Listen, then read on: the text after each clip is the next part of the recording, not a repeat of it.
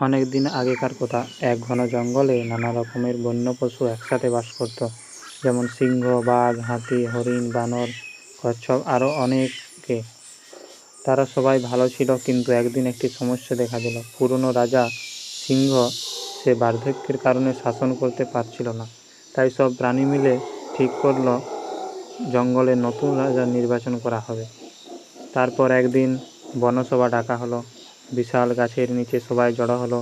সিংহ বলল, আমি এখন বয়স্ক, আমাদের নতুন রাজা নির্বাচন করতে হবে, কিন্তু সে হবে বুদ্ধিমান, সাহসী ও দয়ালু।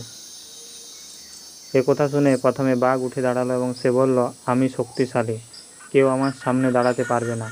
আমি হলে বনে নিরাপত্তা নিশ্চিত হবে। বাঘের কথা শুনে হাতি বলল, আমি সবচেয়ে বড় এবং বুদ্ধিমান, আমার স্মৃতিশক্তি অনেক, তাই আমিই উপযুক্ত। হাতির কথা শুনে বানর বলল, আমার মতো চটপটে আর কেউ নেই, আমি হলে সব কাজ দ্রুত শেষ করব। সবাই নিজের নিজের গুণগান করছিল, কেবল এক কোণে কচ্ছপ চুপচাপ বসেছিল। সিংহ তখন বলল, আমরা একটা পরীক্ষা করে নেব। সামনে যে নদী রয়েছে, সেই নদীর পাড়ে যে গাছ রয়েছে, সেই গাছ থেকে যে প্রথম মিষ্টি ফল নিয়ে আসবে, সেই হবে বনের রাজা।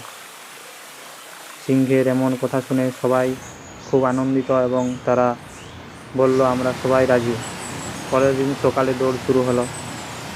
বাঘ ও বানর ঝাঁপিয়ে পড়ল, হাতি ধীরে ধীরে চলল, কিন্তু নদী ছিল গভীর ও স্রোত ছিল প্রচুর। অনেকেই মাঝপথে ফিরে এলো। বানর গাছে উঠতে পারলেও শুতে পড়ে গেল। বাঘ সাঁতার জানত না। কেবল কচ্ছপ, সে ধীরে ধীরে নদী পার হয়ে গাছে উঠল এবং গাছ থেকে ফল পেড়ে নিয়ে আবার পুনরায় ফিরে এলো। যখন সে ফল নিয়ে ফিরে এলো, তখন তাকে দেখে বাকি সবাই হতবাক।